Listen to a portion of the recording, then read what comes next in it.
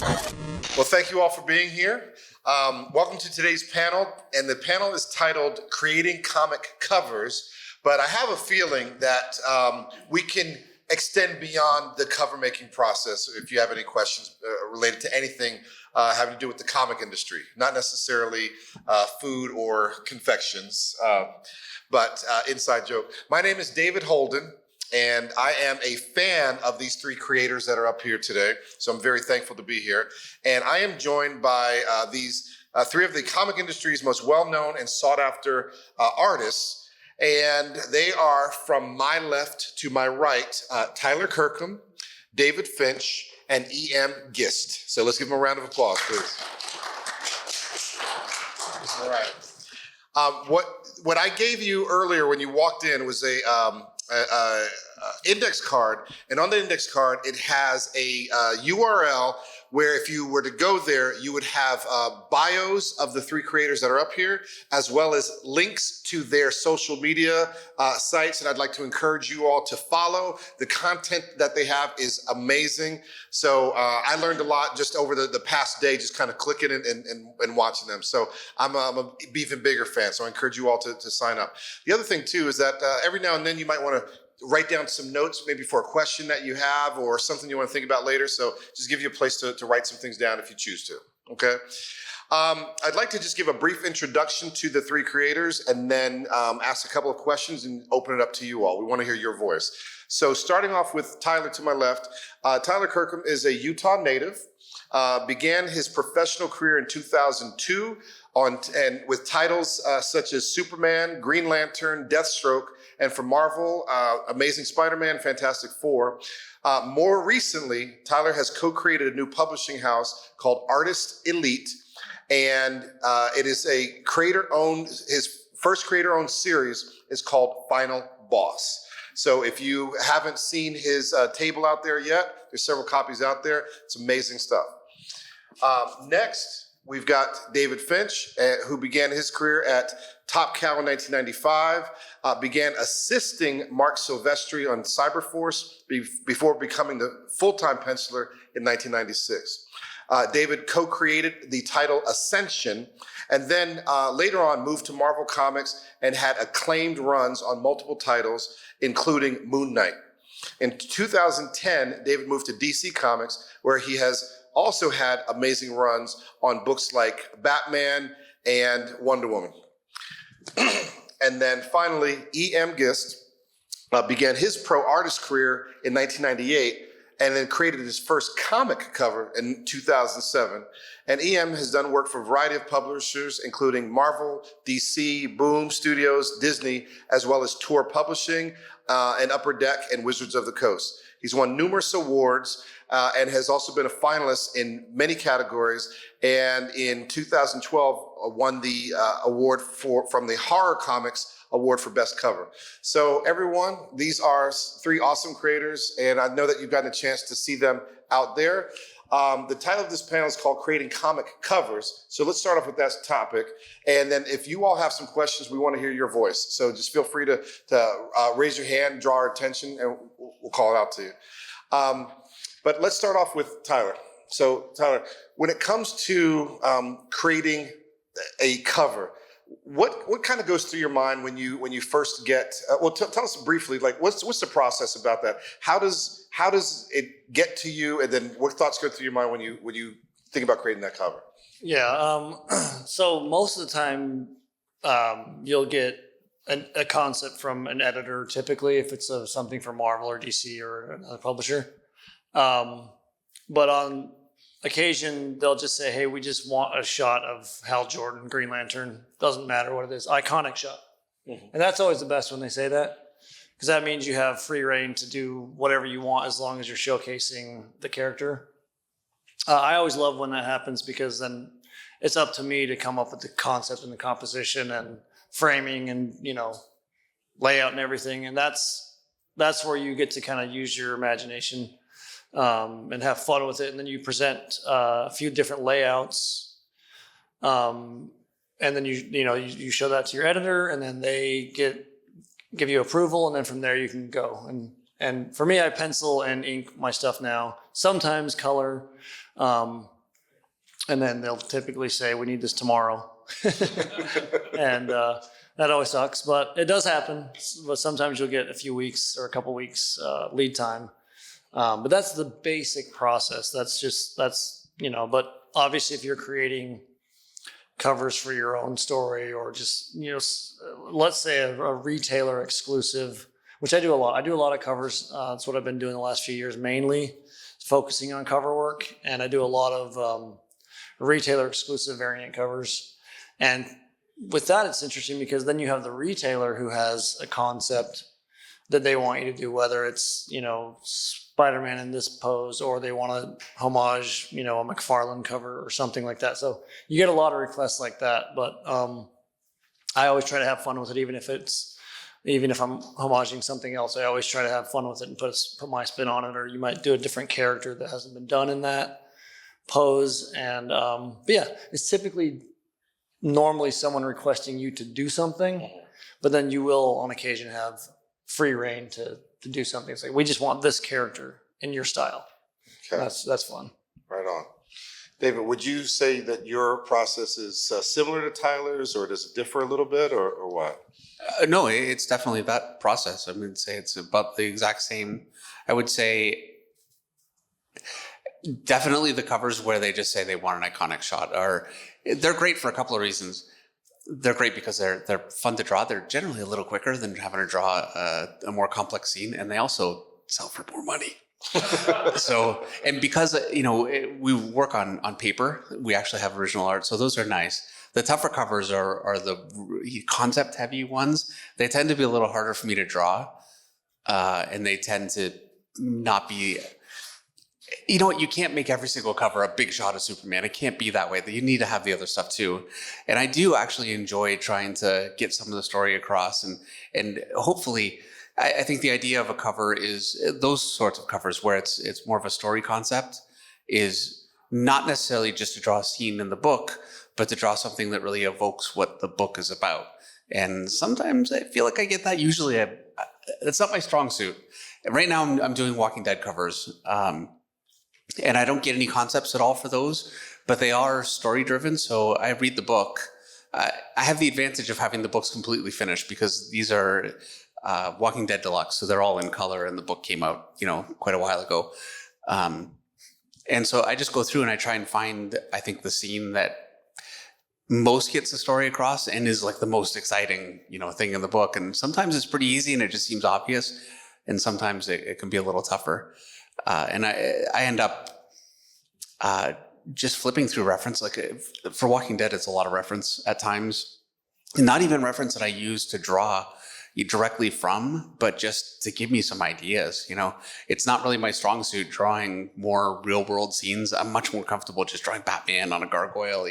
I could do that all day long. But, some of the stuff is a little harder. And I find even for, Batman on a gargoyle or something, I have probably 5 different ways, you know what I mean? I've got a few ways where I'm comfortable doing that, but I can't make every cover like that. And a lot of times what I'll end up doing, and I probably shouldn't say this, but I'll go through, Frank Frazetta, or I'll go through some of my favorite artists and just start flipping through and try and find some ideas just for some different angles or something to change it up. And I try not to just copy that. I have done that, not on purpose, but I have gotten a little too close with reference before. But I try and just, bring in things when I'm working just to keep it fresh. And I find when I don't do that, it's like handwriting where the more you do it, if you don't really think about it, it just gets less and less legible. Right. I feel like my art gets that way too, unless I start bringing in new things. Okay. EM, when David just, mentioned that sometimes he'll reference other, artists or other, things that have been done in the past. What are some of your influences when it comes to your creative process? Like, who do you channel, or what experiences, help you through this process? Almost all dead people, almost every single one of them. My work has actually been called dated before. I prefer retro or throwback, but dated will do too. So yeah, mostly Silver and Bronze Age illustrators is a lot of the people I reference. I actually reference movies a lot. Some of those guys are still alive. Yeah, I look at film and cinematography a lot to try and break through, because I think sometimes, as much as I love illustration and comics, it kind of like Dave was saying, it can start to get stale a little bit if you don't bring something new in. And the new thing that I kind of bring in, and I'm certainly not the only one who does this, but are cinematography techniques and filmmakers and directors. And so I look to film a lot, beyond just like what the other guys mentioned, the same type of stuff, and then also film a ton. So. Okay. So can you maybe name like a couple of films that have like really influenced your style? Alien. Oh. Alien big time. Pretty much anything Ridley Scott, really. He's usually one of the first ones I'll go to whenever I'm, whatever genre it is. He's done a movie in just about every genre except for superheroes at this point. And I don't think that's going to happen anytime soon based off of things he said. But yeah, I mean, he's done some of the best examples of almost every other genre. And so, it's like, oh, if I'm doing, a sword and sandals piece, then I'll go and look at Gladiator. If I'm doing a horror piece, then I'll go and look at Alien. If I'm doing a sci-fi piece, then I go and look at Blade Runner. And he just, in my mind, he kind of has done almost all those as well as just about anybody else. So, and then there's the obvious, Stephen King, who doesn't like Stephen King, but not Stephen King, I'm sorry, Steven Spielberg. If saying you like Steven Spielberg, it's kind of like saying you like vanilla ice cream. It's like, right, who doesn't type of thing. So yeah, you're not really going out on a limb. So. Pretty safe ground to cover. Yeah. Yeah. Earlier, Tyler, you had mentioned sometimes people just give you free reign, which is what you seem to like. But every now and then someone will have a concept that they want to kind of ask you to let that influence your art.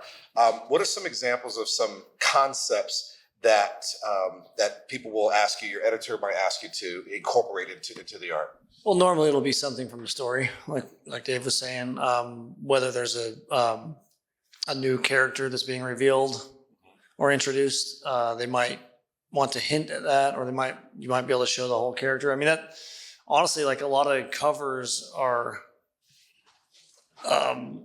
they'd sell really well if there's a brand new character being shown for the first time, if it's the first appearance, right? People love first appearances.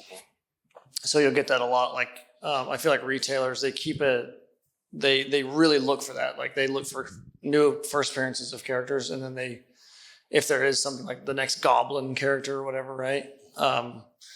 Then they'll try to do an exclusive cover for that, because it'll tend to do better, because it has collectability at that point. It's hopefully, and then they hope to be the first one to have it on the cover. Mm-hmm. So that kind of happens a lot. But if it's story driven, it's typically like, Spider-Man, falling off of this building or being chased by this villain or something. You know what I mean? It's never like anything too crazy, but it does suck when they try to do like too many things on one image, like having Spider-Man falling, but also having, Mary Jane over here. And there's a lot of, sometimes it's too much, and it's like, how am I going to, that camera would have to be over there, but then this one would, and it sometimes you can't put everything that they want on the cover, and you just have to sacrifice something. So that does happen though. Right on. David, when you were talking about a little bit of your creative process earlier, you had talked about paper and you had talked about drawing. I know that some artists use multiple tools and techniques and everything like that. Can you talk a little bit about some of the tools you use or the techniques that you might use? Some people do lots of digital, some people do a minimal amount of that. What is the Finch process? So I do a layout. And I've actually gotten a little tighter with layouts, just because I've always thought of it as it's a hassle step. I'm not actually drawing the cover. I'm working on a layout, and I just want to just do the job, But I found when I do a tighter layout, I send it in to get approval, and then I can just blow it up on my screen. I've got, everybody's got the flat screen now, and I just trace that loosely. I blow it up to page size and trace it out, and then I don't have to redraw it. I used to do a layout and then have to recreate that on the page, and sometimes you lose something, and I could spend an hour just trying to get that head right, because it doesn't look as good as a layout. Whereas this way, it kind of solves that. So that's been good. I hate tracing, but it's worth it. So there's that. And then I work on Strathmore 200 series, Bristol board, smooth, and I use a 2H lead for everything, which is not what you should do, really. The ideal is to use 2H lead because it doesn't really smudge. It's really good for detail. It's it's a good balance. And then use a really soft lead just to put in some shadows because it's much quicker and it's easier. And I don't do that. I need to, and I keep telling myself I need to change that. And I started inking using a crow quill, which is a traditional tool that inkers would always use, and a proper brush. And lately, I've been using more, microns and just like tech pens and a synthetic brush that you just squeeze it and a little more, ink comes through. So, and that stuff actually I find works easier for me. A quill, I don't want to, bore you guys with a ton of detail about inking, but with a quill, you can go one way with it, and if you try and go the other way, it will actually catch and spray everywhere. So it's really difficult to draw with it, and I do really lose pencils, and then I just ink. You do that too, right? Yeah. It's it works. Anyway, I find with the newer pens that I use, I can actually go back and forth and kind of scribble a little bit, and it's a little bit more like drawing, so it works better. And then I use a lot of whiteout because it's kind of become my eraser. I'm so lazy that I don't do enough pencils, and so I end up drawing an arm. I go, oh, I don't like it, and so I'm whitening the whole area out and then doing it again. So I end up with a pretty messy finished product. In terms of what I worry about is when the page yellows and the whiteout doesn't yellow, it's not the best look. So 20 years from now, but yeah. You have a question? I was just going to say, I do have some whiteout, and when I do make a mistake on the page, I will white it out. But usually, if there's like too much ink on the page, or like even if the ink has dried, usually the ink will just seems to come up with the whiteout. Yeah. I was just wondering if y'all have that problem and how y'all usually deal with that. Absolutely, I do. I use Uniposca whiteout, and I use that because it creates a surface that I can ink over really well. Some of the other whiteouts, I find the ink will pick it back up, but in terms of it bleeding through, that totally happens to me. And I put it on, I let it dry, and put another layer on, and sometimes it will still come through, and I'll end up doing 3. But yeah, you just have to let it dry and then relayer some whiteout until it's white. That happens all the time. And Basically, don't mess up, huh? Right? Or yeah, just never make mistakes. Yeah. I personally, I'm glad to hear that you all make mistakes, as part of the process. Because sometimes, we see the finished product, but we don't really have a clue as to your process and what you go through and things like that. So, but your final work is amazing. Yeah, I was. Thank you. I mentioned this to a few people, including you guys today. I lay out all my stuff digitally now, and I try to work out most of the bugs, I guess, just on my iPad. I get the initial stuff fleshed out, and then if my editor has a problem with it, I can easily adjust it or zoom in or do whatever, and then I get it to the point where I'm ready to draw it, and then I'll do kind of what Dave does, where I'll either sometimes if I'm not super happy with the layout, I want to kind of see if I can work it out a little bit more. I'll kind of re-sketch it up big, but typically I'll trace my layout too. But I'll like print it out. I need to actually do that though. I need to just like draw on my freaking screen. But yeah, I'll try to just work out everything I can digitally. I didn't used to do that, but now I try to do that a little bit more. It saves me time. That way I can kind of just go sit like on the couch or whatever, and sometimes draw a little bit, do some of the process away from my actual desk. Right on. Both Tyler, David, you've mentioned about inking your own pencils. And so Ian, I want to kind of throw the question to you. When creating a cover or when creating any aspect of the book, it's usually a collaborative process. When it comes to covers, can you talk to me a little bit about what that process is like? I mean, do you kind of do your own inks as well, or is it mostly you and a team of people kind of working on the book? Talk to us about the collaborative process. The relationship with every editor is a little bit different, but typically it's pretty much like the guy said. You get a concept, and it can be, again, it ranges, just like they said, from something very, very specific to something incredibly vague, like make Hulk look cool. I literally have gotten that description before, and it's like, okay, great, especially on the variant covers, because they tend to be not as story related. It's surprising, actually, even though I do oil paintings, it's not that different from their process. I'll usually start out, especially what Tyler was saying, is that I'll start off with a digital sketch, a rough, that is more or less out of my imagination, and then I'll turn in 3 to 5 of those. Sometimes only 1, but the editors don't really like that. But I'll turn in 3 to 5 of those, and then they'll pick one, send it back to me, and then I'll hire a model and shoot reference, and then tighten that sketch up, still digitally in Procreate usually.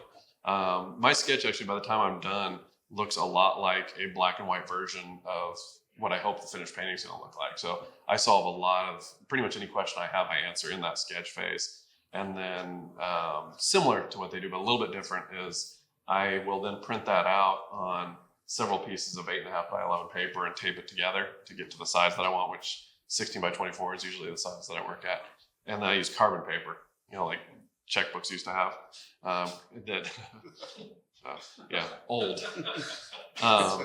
And I'll use that, and I put that down on the board, put my printed out sketch on top of that, and then trace over it to get it transferred down, because my boards are opaque, so I can't use a screen or a light board or whatever. And I'll transfer that down, and then I'll oil paint on top of that. And I just kind of jump in and start painting. I kind of paint like a psychopath. I do exactly what you shouldn't do, which is I finish an area as I go. So it ends up looking like some kind of weird magic trick. That it's like I'll paint a head, and then I'll paint an arm, and then I'll paint a leg, and then I'll paint part of the background. It's like I just kind of jump around and finish areas as I go. So I teach a lot, so I don't often get a long. Well, now I'm more so, but when I first started doing illustration, I didn't really get long shots. So like I would sit down and paint for 3 hours, then I'd have to go and teach, and then I'd come back the next day, and that would be dry. So I kind of got in this habit of just finishing areas as I went. So. Understood. What I'd like to do is give you all an opportunity to get your voices in the room. You've heard a lot about their creative process and what they go through to create the covers. And like we said, even though the title of the panel is about covers, anything goes as long as it's related to the comic creative process in general. Are there any questions that any of you have that you'd like to throw at our 3 creators up here? Yeah, Doug. Dave, I got wise to your Monday Night Draw about a year ago. Very cool. You've got a very mentor personality, very open to questions, and very informative about all the details that you're doing. And you had Eric on, and your other Eric, I believe is his name. Right there? Yeah. Yeah, that's right here. No, one row. No, one more. just row. One more row. I was shocked because I only know you as a penciler and inker. I was shocked that you were so instantly good at painting. And so I don't know your backstory. Did you just start doing painting, or? Well, and thank you. The first time I really tried painting, it was 98, I would say, so a long time ago. And I did it a bunch for probably 6 months, and then I kind of ran out of energy, and it was a good 5 years before I picked it up again, and it was like learning entirely again. And I did it for another 6 months or maybe a year, just whenever I could, and I get obsessive, but it's not my job. And so deadlines would hit, and I wouldn't do it for a couple months, and then I would just forget again. And so I've done that for years. So I have painted. It's not like it's new for me, but I've never really learned to be consistent or, really good with it. Like anything, you have to do it all the time. And to get like that level of confidence, I just have never gotten there. And so Eric, actually, who's right here, talked me into painting again last year. And we've been very, very fortunate to have Eric Gist, Eric, on the show. He's come on twice. We did a gouache painting and we did an oil painting. And when he says that he paints one area at a time, he can mix. And what he's not saying is that he can mix exactly the color, the tone, like the perfect color to put down in a spot and just put it there, just like that. And that is, it's difficult beyond my understanding. I mean, I don't know that I could ever get there, So we're trying to follow him, Eric and I, and we're like trying to massage color in there and trying to get to where he is, and it's such a difficult thing. I want to learn to paint more like that, but I actually don't know that it's learnable as an amateur. I think you have to put in the years, of study that he has. So that's kind of, I'm still painting as much as I can, and I want to keep getting better, and I'd like to paint more. It's tough. I'm not really a painter by profession, and it's not really what an editor wants from me. That's another thing. You very much get known for a certain type of work, and this is what they want, and it's also hopefully what fans want from you. But I'd like to paint more. Yeah, I tried digitally painting. I wouldn't even dare to pick up a brush and try to start painting with are you using oils or like acrylics or something? What are you guys using? Well, we've done acrylics on the channel, but we were doing oils with Eric, and we also did gouache, which is either way though. I don't even know that it doesn't matter what you paint with. If you can paint like that, where you just know how to totally mix it and just put it down, it doesn't matter what you use. So, but I know what you mean though. Like I was kind of obsessed for a few months trying to okay, now everything I'm going to do is going to be, fully painted covers. And then I just lost steam because I realized how slow I was and how I was just getting half the work done that I should be getting done.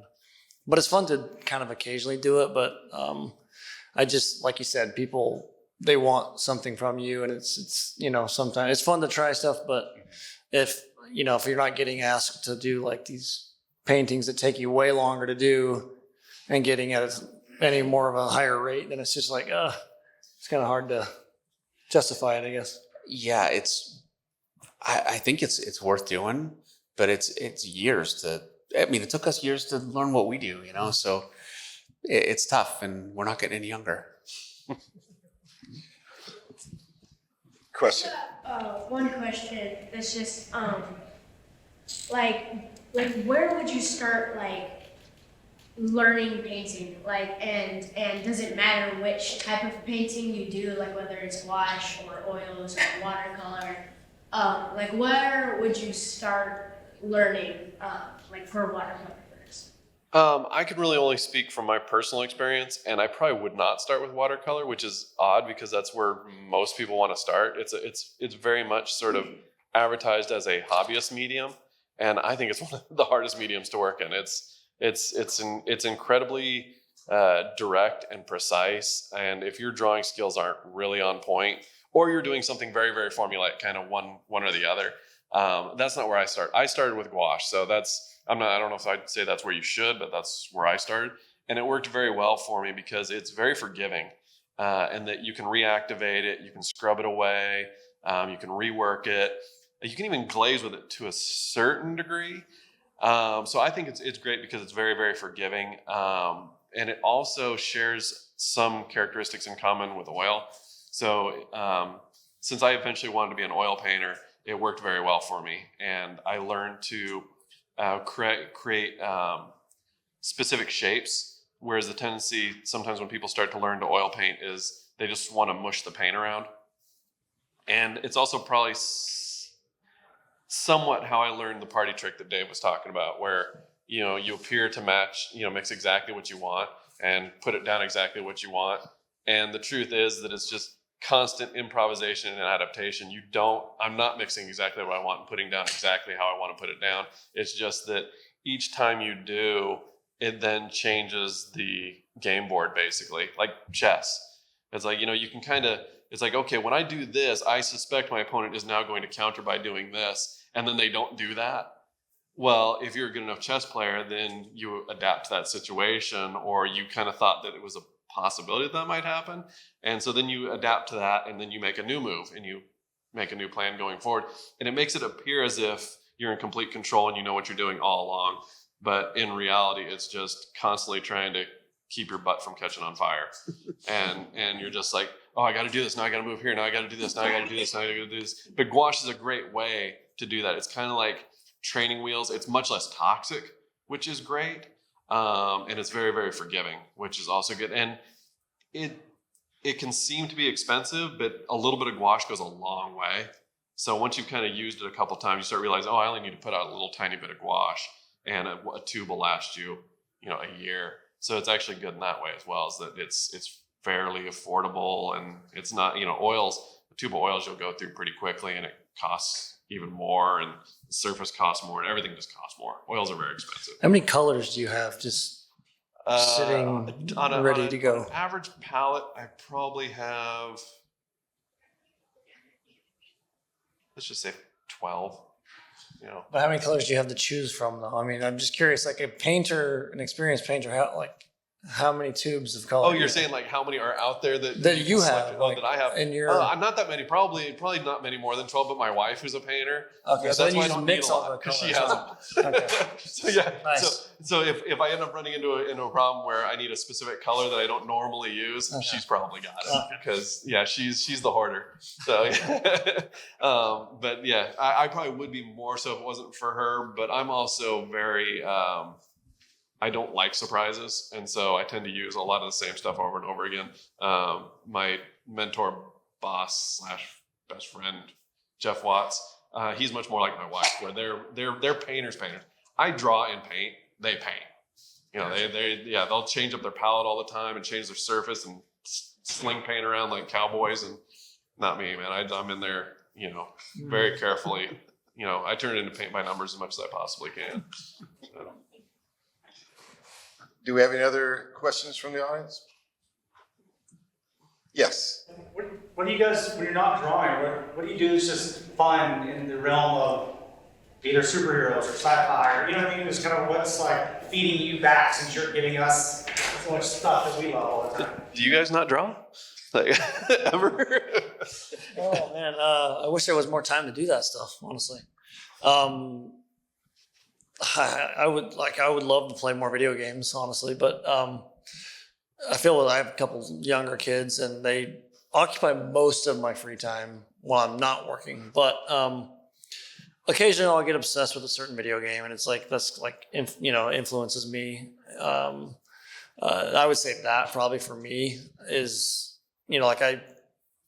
I was obsessed with the Elder Scrolls Skyrim for a long time, and it was like I just loved it. I wanted to get as many hours as I could into it, but that was kind of before my kids were, old enough to do anything. And but yeah, I would say if I could do more video game stuff. Of course, you always find inspiration in like certain films and stuff too. But yeah, as far as that type of world, yeah, definitely that games. Oh yeah, no, I'm the same. I get an hour to play. I come up from work at 4. I'm very structured because I'm married. It's not my structure. And I heard that. yeah. And so my wife makes dinner. I play video games, but then I have to do the dishes. So it's fair-ish. I think, I don't know. It depends. Some days doing the dishes harder, but yeah. So I get an hour, and yeah, I play whatever, I played Gotham Knights. Oh. Yeah. And I love it, and I hate that game at the same time because, okay, I'm not going to do this. But, all right. A lot of it's stealth, and the stealth is so impossible in that game because you try and jump down, and he jumps over here. And I'm like, anyway, the game's driving me crazy, but it's great. Right now I'm Red Hood. And they have to have, I think there are like 15 different costumes, and then you can change the colors, and I love that stuff. So, it almost doesn't matter how frustrating the game gets. I just want to open up to new costumes. So I do other things too, believe it or not, but yeah, video games.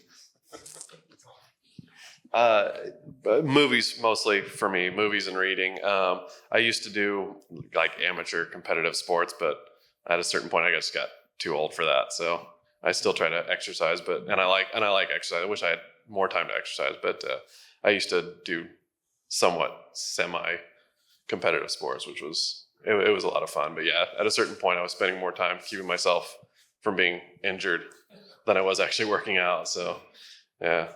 So. I worked in video games for 5 years, so I don't play video games. Do we have a question back there, Doug? Yes. For David Tyler. As a comic art collector, I know that guys who are strictly digital lose out on the resale. Does that keep you guys from going full digital, or do you honestly like the physical medium? That's definitely something that would steer me away from going full digital. I wouldn't want to do it anyways, but just because I love just the drawing traditional medium, it's just fun. Like I just like to draw with the pencil and pens and ink and different techniques like that. But of course you can do all that with shortcuts digitally, but there are definitely covers that I have to do full digital just because of deadlines. I mean, so it is an option for me now. Like I'm doing a series of Star Wars covers, but they were so tight that I knew that if I accepted the run of the covers, that they were all going to be digital. Which sucks because Star Wars is very popular and I hate to not have those traditional covers to potentially sell. But it was also like, well, I really can't do it then. I want to do these covers, but I'm just not going to be able to do these ones on paper. So I was able to do both. I can typically draw a digital cover at least in half the time. And my book, Final Boss, the whole first volume is all the pages are digital, just because I thought, well, this is something that I'm experimenting with. I want to get the hang of it, and being that it's a new project, my thing, it's like there's not a big market for the original art yet. So I'm like, this is something that I can experiment on and see how fast or how slow I can actually do a comic book digitally. So it's really just comes down to time frame for me. But if it's like a Batman or something or whatever, of some real popular character, it has to. I'm definitely gonna do it traditionally because I want to be able to have that piece. Unless I'd probably turn down the project if I had to do it digitally. It just wouldn't make sense. Well, I would definitely agree with all that. I have tried digital a little bit. There are really two things for me. Number one, I can't get the same line quality. It's a struggle for me anyway. I don't have the cleanest hand, and I find working digitally, I can't get the same rendering. And by rendering, I mean all those little lines to go from dark to light, and I just can't make them look as nice, which drives me crazy. And I know there are workarounds for that. Some newer artists use like these really incredible texture brushes, but it's not my style. It's not what I want to do. And so I stay traditional. And also, I mean, it's a business and original art is a big part of it. I couldn't give that up. It would be a big hit. So, and I'm not faster digitally. I don't know what I'm doing wrong, but. Yeah, I remember there was a year or so, right? Or maybe a little bit longer that you were kind of one of the first guys to actually try to maybe start doing full digital line. Well, maybe I tried too soon and it's easier now. Like there are, better brushes. I was using a bunch of 3D models. I was really experimenting with that. And I found that, you can get some great stuff out of it, but it was also really draining the life out of my work. And it took me, when I stopped doing it and I realized it was a dead end for me, it's a great way to go, but for me, it wasn't working. It took me a good, few months, like maybe 6 months of rehab on my work, trying to just remember how to draw on paper properly. And, I wouldn't have called it a good experience, really. I always say, anytime you try something different and you get something out of it, that to me, I didn't like it. So. I do have one question. It's just, I have a lot of trouble with studying anatomy, and I see other people's studies occasionally, and I'll just be pages or just a page full of just arms. And that's a little bit daunting for me, just to fill a page with arms is just I don't want to do that. And so I was just wondering if there's any way any of y'all know of to take it a little bit, take learning anatomy a little bit down, kind of like. I think you need to bear in mind that you don't have to fill a page. You just have to draw one at a time.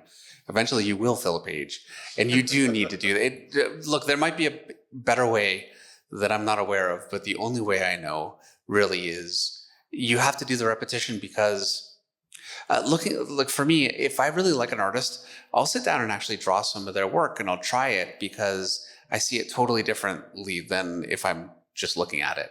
You get so much more out of it, and to really learn anatomy well, because it's not just learning where the muscles go, it's learning how to make them look real and dynamic. And it's not an easy thing, and it takes that kind of repetition, and you need to be willing to do it. But you really also need to bear in mind that you only have to do one at a time. So don't worry about how many it is. Just sit down and draw an arm, and then when you're done, draw another one, and when you're sick of it, get up and walk away and then come back to it, But you do need to do it, I think.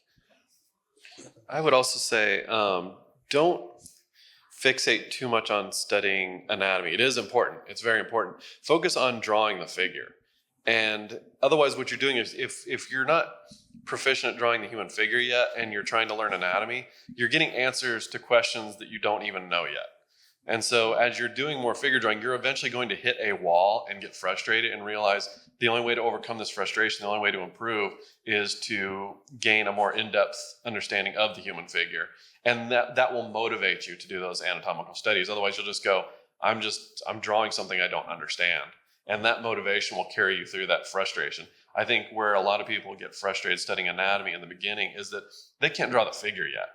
And so they're learning all these very, very specific intricacies of the human body, and they can't even draw like a simple cartoony arm or a simple cylindrical arm. So again, I mentioned to you before about how to draw comics the Marvel way. Look at his simple mannequin, start there, and learn to pose the figure and learn to put the figure into different scenarios in that simple way. And then eventually you'll start to crave a more in-depth knowledge.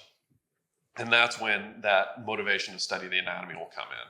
Otherwise, like I said, it's like when people get into very specific dietary concerns for working out and they haven't even started to get in shape yet. I don't care how many, micro or macronutrients that you consume. If you're not, in an elite physical condition, that stuff isn't going to matter. You're still out of shape. You eat all the kale you want, it's not going to matter. That's a really good metaphor. Yeah. That's some great advice. Well, thank you, Dad. Yes, question. I was curious how any of you think, what do you think AI is going to do to the art industry for comic books? I know recently there was someone who copyrighted an AI-generated image of this comic book. So I'm curious how you feel about AI, like what you think is the impact of it on the future of... I've been seeing that stuff go around, like how you can just write like what you want and it just pops out an image or variations. Have you seen that?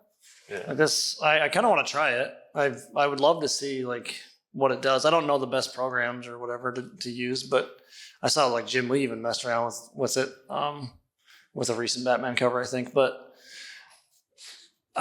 it's cool. I mean, it's really cool. I don't see it as I guess someone could use it for full comic, but I don't really see like as if it's like a threat, really. I guess, but you never know though. Like they could just go full Terminator on us comic artists, man. Like, but it's really crazy. And I know that you can even do that with writing and stuff too. Like you can actually just like, I want to write, it's a blog and this is like the 3 sentences that I want it to be about, and it'll spit something out for you, which is insane. Yeah, I'm sure it'll even get crazier from here, but. I think it's another in the long line of tools that we're supposed to put artists out of work. I think it'll just end up being another tool. The camera didn't do it. Computers didn't do it. Whatever you want. I mean, it's just thing after thing after thing that you've been hearing about that is supposed to put artists out of work. And it's because people don't understand what artists do. It's not about being able to make, just create a picture. It's about the mind behind it. So it'll become another tool that artists will use, just like they use, digital, just like they use cameras, just like they use the live model, just like they use everything. And it's just another tool to get the visual that's up here, but the visual starts up here. The AI programs are still just taking what other artists have done in the past. And if there aren't any new artists creating new original ideas, the computer's just going to keep drawing on the same stuff. Now, if at some point we reach, true artificial intelligence and singularity, well, I think humanity's just in trouble. I don't think artists are the ones that have to worry, so. We're the last one standing, like. Yeah, can you do this, computer? Yeah. Earlier, I can't remember, one of you mentioned about doing different layouts and things like that. Are there any aspects of the layout or the process of creating covers where you try to avoid because it's either too time consuming or too complex, and you've developed some workarounds for that? Some people hate drawing crowd scenes because of all of the level of detail that's involved with multiple people or things like that. Are there anything that you try to avoid when possible? And if you have to do it, you've developed some kind of workaround for that? See, that's what I need. I need that AI program to just crowds and then layer on top of that. You know what I mean? But yes, crowds, buildings, vehicles. Do you I'm guns. going to have a question. Do you hate doing it, or do you just find that it makes hitting deadlines difficult? Yeah, mainly that. Yeah. Mainly deadline. I mean, I don't want to say I enjoy drawing a crazy cityscape. I mean, Right. I like seeing it after it's done. But if it's appropriate, then It's if it like, makes oh, the image better, that looks right? really Yeah. cool. That makes this piece, what it needs to have that scene in there. But yeah, obviously, to me, it's not the most enjoyable thing, But I like drawing guns and stuff. If I'm kind of creating like a sci-fi gun or something, that's always fun. Like just creating it. And you can obviously create buildings and cars and stuff too, Just draw a big gun to hide that crowd. Yeah. Yeah. Yes. I remember hearing a story real quick that McFarlane, I overheard him talking about this at a party one time, and I think a script called for like 1,000 spaceships or something. And he's like, okay, there's 1,000 here. There's just one giant one. And then there's like 3 or 4 scattered, and all the rest of them are tucked behind that one. You just can't see it. Exactly what I was going to, not that story, but I was going to say basically the same thing. Yeah, you have a big crowd of people, and I've got a huge silhouetted one in the foreground, like especially on a deadline, a massive figure. And then you can just see a few behind, and you a lot of times actually get something that's a little more visually interesting than just a million little. It's all about indicating like the stuff that's there, and like just your mind will, put the pieces together, and you'll kind of realize, oh, that is a big crowd scene, even though there's supposed to be thousands of people here. You see 50, and then like the rest of them are kind of scattered around, or like you said, silhouetted, or even buildings. You can do that, or you said space. Yeah, you could pick anything and just make it really big and silhouette it. Even that's my favorite. Atmospheric perspective is the answer to all of it. Yeah, it just turns everything into a silhouette. So if you got a crowd of 100 people, you put some ground mist in there. You have to draw the tops of a few heads or something. Well, this is, as a painter, that's an advantage. Yeah. Mike Vignola could pull that off. I can't do it. I can't do that well. So. That's why God invented capes. Yeah. It's because none of us can draw backs. Oh, man. Who are some of your influences in the comic industry? I don't know. David Finch. And do you? I mean, is no, I'm actually not lying. Legitimately, I've stolen from both these guys before. So let's do this real quick. What about Finch's work kind of draws you in? The design of the anatomy is one of the first things that ever drew me to his work, but also just the dynamics of his posing, the sort of idiosyncratic, like quirky things that he'll do that maybe isn't entirely natural but looks great in an image.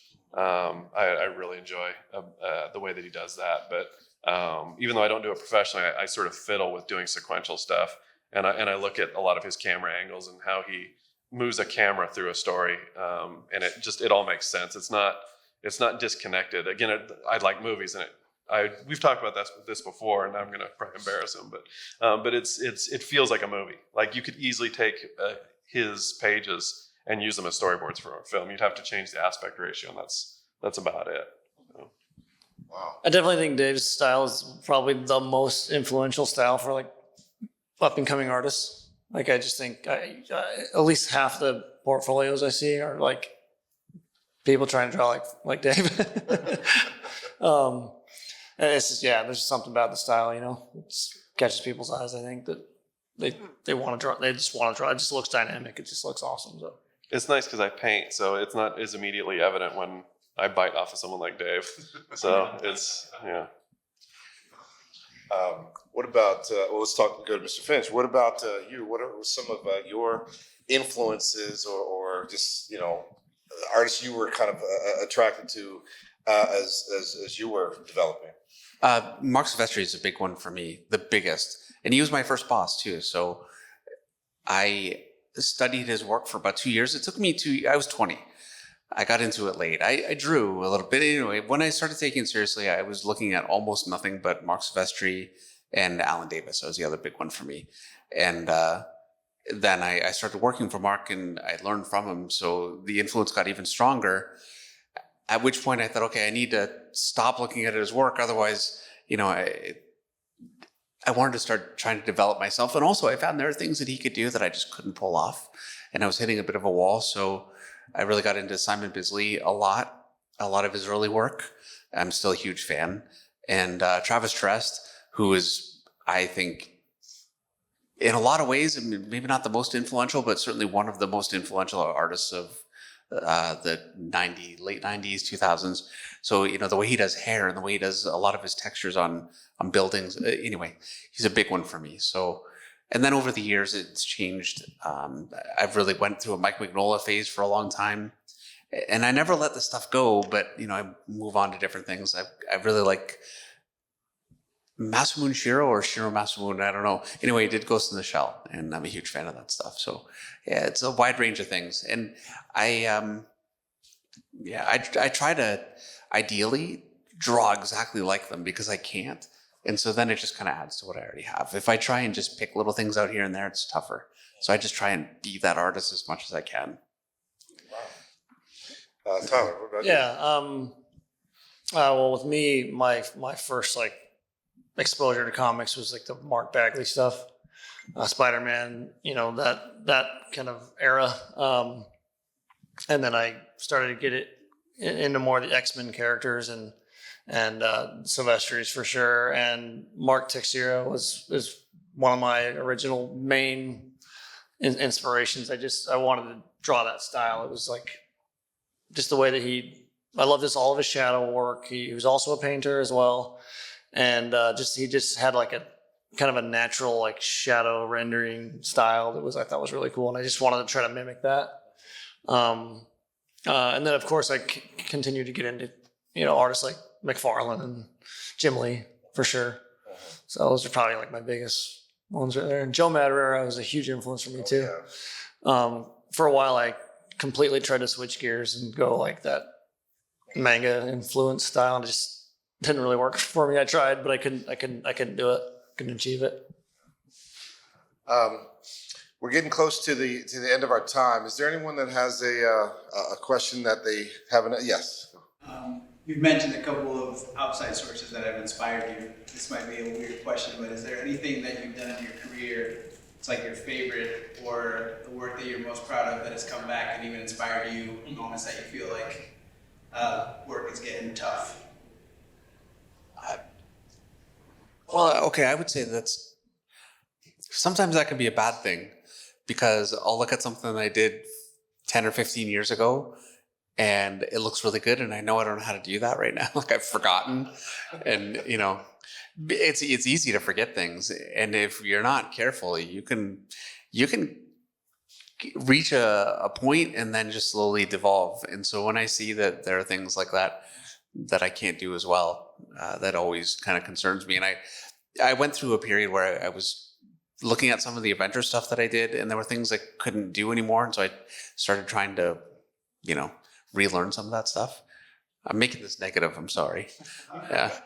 And then there are times, I did my favorite thing that I've ever done is X-Men 200. It was a 4-page spread cover, and I'm a huge X-Men fan, so just getting to do that was a big deal for me, and I always kind of look back on that fondly. There's a moment for me where I it's not a good moment, but I look back at it quite often, and it kind of like sets me back in place. Like there was a point like in my career where I was like, I was doing Marvel stuff. I was like, I thought I've made it or whatever, right?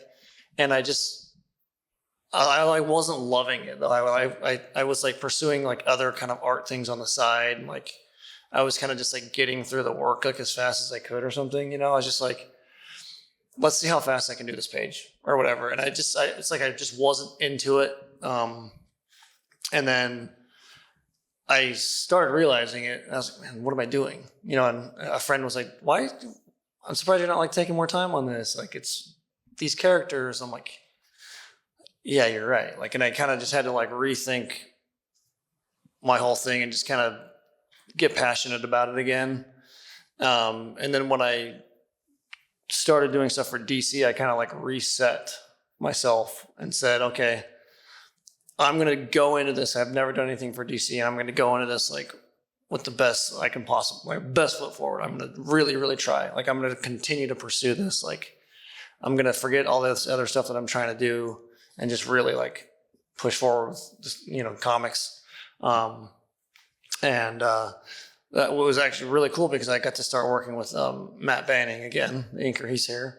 I had worked with him early on in my career and loved it. And he makes you look better anyways. But so I got to work with him again, and I just was like, I have this amazing team that I'm working with. I'm going to do my best. Like I'm going to start like people that don't know my stuff from previous stuff. Like I want them to like have this new kind of like look on my, for me. So I look back at that and think, gosh, that was a good learning experience for me because I felt like I just wasn't 100% like geared to I kind of wanted to do like video game concept work. I was like kind of trying to get into something else, I guess, at the same time. You know what I mean? But now that I think back on it, it helps me think like, well, I don't want to do that again. I want to put everything I can into it. So I'm going to start by answering this question. It's going to sound like I'm answering a completely opposite question, but trust me, it'll loop back around. So each time I do an extended run on any kind of a license or a property or a character, I kind of try to reinvent myself a little bit and develop a new take on what I do. So when I worked on The Strain, it was a certain look. When I do Star Wars stuff, it kind of has a certain look, and maybe no one can even tell the difference, but in my mind, this is the way it works. When I do Conan, it's a different look. And to answer your question, so looping back around, not how do I create a different look. Sometimes I'll start on a new project and I go, oh, I want to kind of borrow from that look that I did on The Strain. And so I'll go back 10 years and kind of bring out those Strain covers and try to remember what I was doing, what my mindset was at the time, and try to kind of do a subversion of that style. Whereas again, my Star Wars stuff, in my mind, my Star Wars stuff looks entirely different from the stuff that I did on The Strain. So yes, sometimes I go back to try and remember what I did and try to do a new version of that or a better version of that, or what would, 50-year-old me do with that look rather than, whatever 35-year-old me. So yes. Well, our time has come to a close today, but what I just like to say is, first of all, thank you very much for joining us today on the panel. And I just have to say, I think on behalf of everyone else, the three of you have a very distinctive style. I can go to any shop and immediately see, oh, that's definitely Kirkham. I don't have to look at the signature. I can say, oh, that's definitely Finch. I can definitely say that's Gist. So I just want to say thank you for the way you've contributed to the medium. Look forward to more things coming out. And thank you all for joining us here today. And if you haven't done so yet, make sure you stop by their booths out there on the vendor floor. All right. And I do want to say one thing. After this, we'll be playing Guitar Hero. All of us. I'll be on drums. I can only do bass. Guys, everyone, let's give a round of applause for our creators.